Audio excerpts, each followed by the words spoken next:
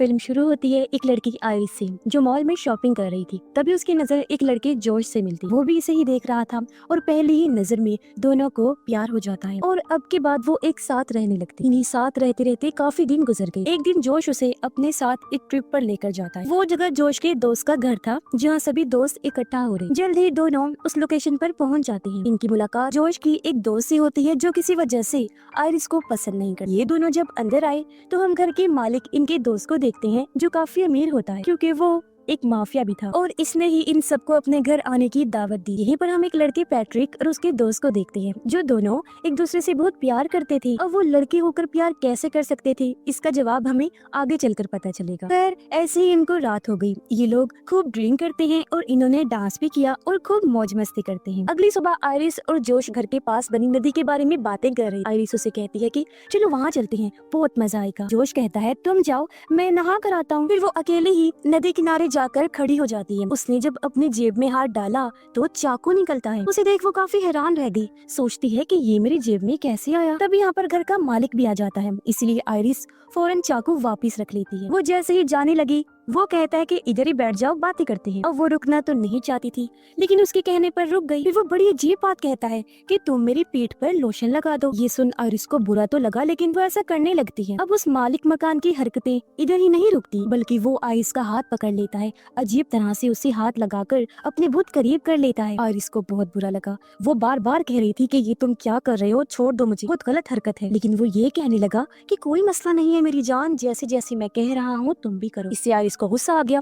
वो बोतल उसके मुंह पर मारती है। मालिक मकान भी गुस्से में उसे जोरदार थप्पड़ मार देता है जिससे वो नीचे गिर गई और ऐसे इन दोनों के बीच हाथापाई होने लगी। उसने आइरिस का गला जोर से पकड़ लिया था। वो बस मरने ही वाली थी। अपने बचाव में आइरिस चाकू को उसकी गर्दन में घोंप देती है जिससे मौके पर ही उसकी मौत हो जाती है। कुछ देर बाद हाथ में चाकू लिए खून में लथपथ आइरिस अपने दोस्तों के पास आई। कहती है कि मैंने उसे मार डाला, मैं ऐसा करना तो नहीं चाहती थी लेकिन उसने मेरे साथ जबरदस्ती करने की कोशिश की, फिर मेरी जान लेने वाला था। जोश उसके पास आकर कहता है कि शट डाउन, बंद हो जाओ, और उसके ऐसा बोलते ही वो बंद हो जाती है। उसके शट डाउन होते ही ये लोग उसे कुर्सी पर बिठाकर बांध देते हैं जिससे हम समझ पाते हैं कि आइरिस कोई इंसान नहीं बल्कि एक रोबोट है, एक ह्यूमनॉइड रोबोट जो इंसानों जैसे दिखने वाले रोबोट्स। अब पैट्रिक का दोस्त जोश को कहता है कि ये तो एक मशीन है, आखिर ये कैसे किसी की जान ले सकती है और ये खतरनाक भी नहीं है। जोश ने कहा कि तुम यहाँ से जाओ, फिलहाल मैं इससे बात करता हूँ और सब कुछ समझा देता हूँ। अब जोश उसे एक बार फिर ऑन करता है। आइरिस अभी भी काफी घबराई हुई थी।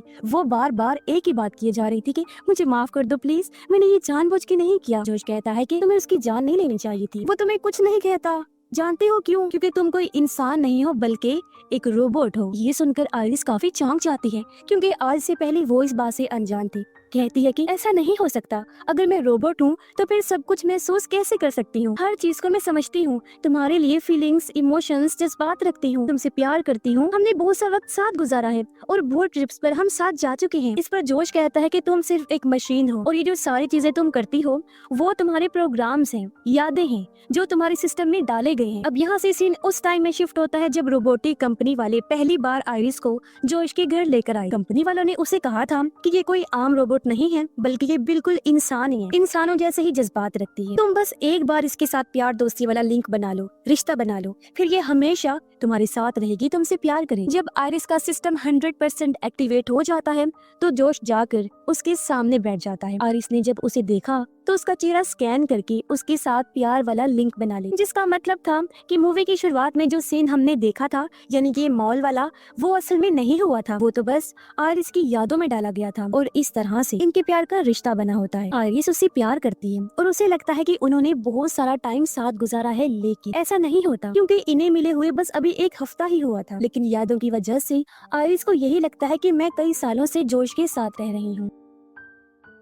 जोश उसे ये भी बताता है कि तुम्हारी आंखों से जो निकलते हैं वो आंसू नहीं है बल्कि पानी है, क्योंकि तुम्हारे अंदर एक टैंकर है। जब तुम दुखी होती हो या इमोशनल होती हो तो पानी अपने आप ही निकलने लगता है। ये सारी बातें सुनकर भी आइरिस कहती है कि जो भी है लेकिन मैं फिर भी तुमसे प्यार करती हूँ। वो साथ साथ रो भी रही थी। तभी यहाँ पर जोश की दोस्त भी आ जाती है और पूछती है कि तुमने अभी तक इसे बंद नहीं किया। ये सुन आइरिस को भी पता लग जाता है कि ये लोग उसे बंद करने वाले हैं। अपने दोस्त से बात करने के लिए जोश उसे एक कमरे में लेकर जाता है। उनकी बातचीत से हमें पता चला कि ये सारा प्लान इन लोगों ने बनाया। दरअसल वो जानबूझकर घर के मालिक को मरवा कर उसका सारा पैसा खुद लेना चाहते थे। की। जोश कहता है कि हमारा रास्ता साफ है बिल्कुल, मैं कंपनी के आने से पहले आयरिस को रीस्टार्ट कर दूंगा, यानी उसे दोबारा चला दूंगा। वो सब कुछ भूल जाएगी और हम उस पर ही इल्जाम लगाते। उधर आयरिस को वही चाकू नीचे गिरा हुआ मिलता है। उसे लेने के लिए वो चेयर खिसका कर उस तरफ जाती है, फिर नीचे गिरकर चाकू लेने की कोशिश करती है, लेकिन इतनी ही देर में यहाँ जोश भी आ जाता है और जब वो आयरिस के करीब जाने लगा वो चाकू से उसकी गर्दन पर वार कर देती है, जिससे वो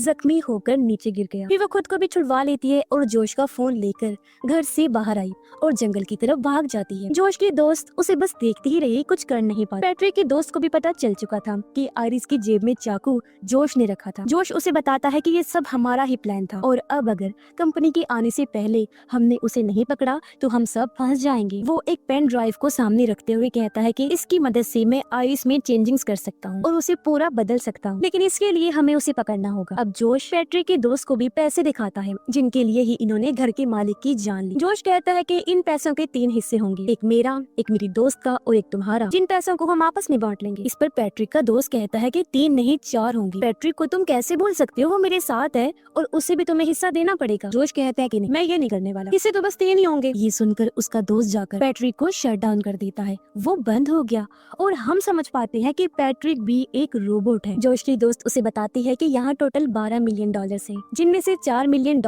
हम तुम्हें देने वाले। तुम्हें बस हमारे साथ मिलकर आयरिस को ढूंढना है, इससे तुम नहीं फंसो। वो मान तो गया लेकिन कहता है कि गन मैं अपने पास ही रखूंगा क्योंकि आयरिस बहुत खतरनाक है। जिसके बाद वो पैट्रिक को भी ऑन कर देता है। उधर हम देखते हैं कि आयरिस जंगल में भागते हुए काफी अंदर आ गई है। जोश का फोन उसके पास था और अच्छी बात ये थी कि उसे पासवर्ड पता होता है और वो उसे ऑन करके डिवाइस कंट्रोल में जाकर अपनी सेटिंग्स को बदलने लगा। उसे इंटेलिजेंस वाला ऑप्शन नजर आया, यानी जहन का, दिमाग का, जो 40% था, लेकिन ये उसे बढ़ाकर 100% कर लेती है, यानी कि अब उसका दिमाग काफी तेज काम करेगा और उसके अंदर बदलाव भी हो जाता है। वो चारों दोस्त जंगल में आ गई थी। जोश कहता है कि हमें 2-2 की टीम बनाकर अलग अलग जाकर आयरिस को ढूंढना होगा, क्योंकि ऐसे हम आसानी से उसे ढूंढ भी लेंगे। और अब ये लोग अलग अलग होकर आयरिस को ढूंढना शुरू कर देते हैं। आयरिस जब पैट्रिक और उसके दोस्त को देखती है तो फौरन एक पेड़ के पीछे छुप जाती है और उनकी बातें सुनने लगती है। पैट्रिक का दोस्त उसे बताता है कि जोश और उसकी दोस्त ने बहुत गलत किया। उन्होंने काफी दिन पहले ही घर के मालिक हमारे दोस्त को मारने का प्लान बनाया हुआ था, लेकिन इस बारे में मुझे नहीं पता। हालांकि जोश कहता है कि वो मुझे दोस्त मानता है,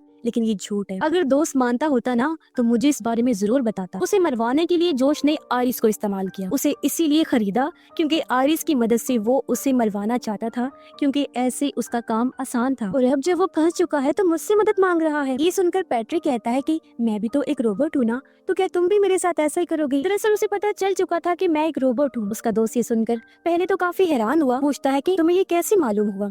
पैट्रिक कहता है कि यार मैं इतने दिन से तुम्हारे साथ रह रहा हूँ, बस पता चल गया। और अब हम देखते हैं कि आखिर कैसे पैट्रिक और उसके दोस्त के बीच प्यार दोस्ती का रिश्ता बना था। दोनों एक फेस्टिवल त्योहार में मिले थे और इनके बीच गहरा रिश्ता बन गया। तब उसका दोस्त कहता है कि तुम बेफिक्र रहो, मैं तुम्हारे साथ कुछ गलत नहीं करूंगा, क्योंकि सच में तुम्हारे साथ रहते रहते मुझे तुमसे प्यार हो गया है। तुम बहुत अच्छी हो, मैं हमेशा तुम्हारे साथ रहना चाहता हूँ, तुम मेरे लिए सब करते हो। इनकी बात चल ही रही थी कि तभी आयरिस के हाथ में फोन पर बेल हो जाती है, जिससे इन दोनों को पता चल गया कि आयरिस पेड़ के पीछे है। पैट्रिक का दोस्त गन निकाल लेता है। आयरिस भागने लगी तो वो शूट करने लगता है, लेकिन निशाना ठीक से नहीं लगता। ये देखकर पैट्रिक का दोस्त दूसरी साइड पर जाता है और जब आयरिस भागते हुए आगे बढ़ रही थी तो वो सामने से आकर उसे पकड़ लेता है, जिससे ये दोनों घसीटते हुए नीचे गिर जाती है। लेकिन इससे पहले वो गन लेकर दोबारा आयरिस पर हमला करता वो ही उसे पकड़ लेती है और इन दोनों के बीच हाथापाई होने लगती है। लेकिन इसी बीच गन चल जाती है। गोली पैट्रिक के दोस्त को लगी और उसकी मौके पर ही मौत हो जाती है। अब ये सब कुछ ऊपर खड़ा हुआ पैट्रिक भी देख रहा था। और अब जब जोश उसकी दोस्त भी यहाँ आए तो आयरिस भागकर घर की तरफ आती है। वो जोश की हाईटेक कार में बैठ जाती है और उसे लॉक कर लेती है। तब तक जोश भी यहाँ आ गया था, जो दरवाजा खोलने की कोशिश करने लगा, लेकिन कार चल नहीं रही थी क्योंकि वो सिर्फ आवाज की कमांड देने पर ही स्टार्ट होती थी। आयरिस ने जब अपनी आवाज में गाड़ी को चलने को कहा तो वो मैच नहीं कर। उसके पास वक्त कम था क्योंकि जोश भी कांच तोड़ने लगता है। अब आयरिस अपना दिमाग लगाती है। वो सेटिंग्स में जाकर अपनी आवाज को बदलकर जोश जैसा बनाने लगती है। जल्दी उसकी जैसी आवाज बनकर मैच हो गई और गाड़ी स्टार्ट हो जाती है और आयरिस यहाँ से भाग गई। लेकिन जोश का भी बहुत दिमाग चलता था। वो फौरन घर के अंदर आया। घर के मालिक का फोन लेकर पुलिस में रिपोर्ट कर देता है कि मेरी गाड़ी चोरी हो गई है। जैसे रिपोर्ट दर्ज हुई, गाड़ी एक रोड के किनारे आकर अपने आप ही बंद हो जाती। फिर जोश उसी फोन से अपने फोन पर कॉल करता है और जब आयरिस ने फोन उठाया तो जोश कहता है कि प्लीज तुम घर वापस आ जाओ, मैं सब कुछ ठीक कर दूंगा। तुम एक रोबोट हो तो तुम्हें कोई सजा नहीं मिलेगी और अगर तुम्हें इस बात का दुख भी हो रहा है तो कोई बात बात नहीं, मैं तुम्हारे अंदर बदलाव कर दूंगा जिससे तुम सब कुछ भूल जाओगी और हम फिर से एक साथ रहने लगेंगे। इस पर आयरिस कहती है कि बिल्कुल नहीं, अब मैं दोबारा तुम पर भरोसा करके गलती नहीं कर सकती। तुमने तो घर के मालिक को मारने के लिए मुझे इस्तेमाल किया है। जंगल में पैट्रिक और उसका दोस्त बातें कर रहे थे और मैंने उनकी सारी बातें सुन ली है। मैं यहाँ से दूर चली जाऊँ, दोबारा लौट के तुम्हारे पास नहीं आऊंगी क्योंकि अब मैं भी जीना चाहती हूँ। अब जैसे ही कॉल बंद हुई, जोश भागकर पैट्रिक के पास आता है। वो उसके दोस्त का फोन लेकर पैट्रिक में चेंजिंग्स करने लगा और उसके गुस्से को 100% बढ़ा देता है। ये बदलाव करने के बाद वो पैट्रिक को रीस्टार्ट कर देता है और जब वो दोबारा अपनी आंखें खोलता है तो इस बार उसके सामने जोश था। तो अब इन दोनों के बीच प्यार दोस्ती का रिश्ता बन जाता है और पैट्रिक अब जोश से प्यार करने लगता है। जोश उसे कहता है कि तुम मेरे साथ रहना चाहते हो ना, अलग नहीं रह सकते ना, लेकिन आयरिस हमें अलग करना चाहती है, तुम्हें जाकर उसे रोकना होगा। उधर जब आयरिस गाड़ी का कांच तोड़ रही थी तो यहाँ एक पुलिस ऑफिसर आ जाता है। वो ये देखकर गाड़ी से उतरकर बाहर आया। तब तक आयरिस भी बाहर आ चुकी थी। अब आयरिस को ऐसे प्रोग्राम किया गया था कि वो झूठ नहीं बोले। और जब ऑफिसर उसे पूछता है कि तुम यहाँ पर क्या करने के लिए आई हो, तो वो कहती है कि पास में ही एक घर है, हम सब दोस्त वहाँ एंजॉय कर रहे थे। अब ऑफिसर को पता था कि वो घर किसका है, इसलिए वो आयरिस को कहता है कि मेरे साथ चलो, मैं तुम्हें सही सलामत उसके पास छोड़ा था। ये सुनकर आयरिस बता देती है कि मैंने उसे जान से मार डाला और अब मेरी दोस्त मुझे जान से मार देना चाहती हैं, इसीलिए मैं दोबारा उनके पास नहीं जाना चाहती। इतनी ही देर में यहाँ पैट्रिक आ गया। वो ऑफिसर पर हमला कर देता है, पहले उसे पीटता है, फिर बुरी तरह उसे जान से मार डालता है। फिर वो जोश का फोन लेकर आयरिस को शट डाउन करता है और उसे लेकर वापिस आ जाता है। अब जब जोश की दोस्त को सारा मामला सीरियस होता नजर आया तो वो सारे पैसों को पैक करने लगी। जोश से कहती है कि मैं तो यहाँ से जा रही हूँ, अब इस मामले को तुम्हें निपटाओ। जोश कहता है कि तुम मुझे अकेले छोड़ के नहीं जा सकती, मैंने तुम्हारे ही खातिर घर की मालिक की जान दी और अब तुम्हें भी मेरे साथ रहना होगा, समझी। लेकिन वो नहीं सुन, जिद करके यहाँ से जाने लगती है। तब जोश उसे रोकने की कोशिश करता है। जब वो नहीं सुनती तो वो पैट्रिक को उसे रोकने का कहता है। और अब जान ही गई होंगे कि पैट्रिक ने उसे कैसे रोका, क्योंकि उसका गुस्सा सोफी से था। वो उसकी पीठ में चाकू घुसा देता है जिससे वो बुरी तरह जख्मी हो गई और तेजी से उसका खून निकलने लगा और जल्द ही वो भी दम तोड़ देती है। अब उसकी लाश को ठिकाने लगाने के बाद जोश फिर से आयरिस को ऑन करता है, लेकिन उसने आयरिस के हाथ कुर्सी से बांधे हुए थे और अब वो चाह कर भी कुछ नहीं कर सकती। जोश कहता है कि मैं तो सिर्फ तुम्हारे अंदर चेंजिंग्स करके तुम्हें रीस्टार्ट करना चाहता था ताकि तुम्हारे अंदर का सेव डेटा डिलीट हो जाए, लेकिन अब मुझे लगता है कि तुम्हें खत्म कर देना चाहिए। आयरिस, जिसका दिमाग 100% काम कर रहा था, कहती है कि मैं सब जानती हूँ कि तुम्हें क्या अच्छा लगता है क्या नहीं। वो और भी कई सारी बातें करती है जो सिर्फ जोश के दिमाग में चल रही है, जिससे जोश को अंदाजा हो गया कि उसका दिमाग कितना तेज काम कर रहा है, इसीलिए वो उसकी इंटेलिजेंस को 0 कर देता है, यानी दिमाग बिल्कुल खत्म। जिससे अब वो जोश के कंट्रोल में आ गई। जैसे जैसे वो कह रहा था आयरिस बिल्कुल वैसा ही कर रही थी। वो उसका एक हाथ आगे करके नीचे मोमबत्ती रख देता है। ऐसा उसने इसलिए किया ताकि उसे तकलीफ हो और वो जलने लगती है। अब जोश कंपनी में फोन कर देता है ताकि वो आकर आयरिस को ले जाए। आयरिस का पूरा हाथ जल गया और उसका अब मशीनरी वाला हाथ नजर आने लगता है और अब वो पैट्रिक को कहकर आग बुझवा देता है। फिर उसके कहने पर आयरिस गन हाथ में लेकर अपने सर पर रख लेती है और जब उसने चलाने को कहा तो वो खुद को शूट भी कर लेती है, जिससे अब पूरी तरह वो खत्म हो जाती है। कुछ टाइम बाद रोबोटिक कंपनी वाले लोग जब आयरिस को लेने आए तो वो इन्हें झूठी कहानी सुना देता है। गवाही के तौर पर उसने पैट्रिक का रूप पुलिस वाला बना दिया था। वो जोश की हाँ में हाँ मिला रहा था, इसलिए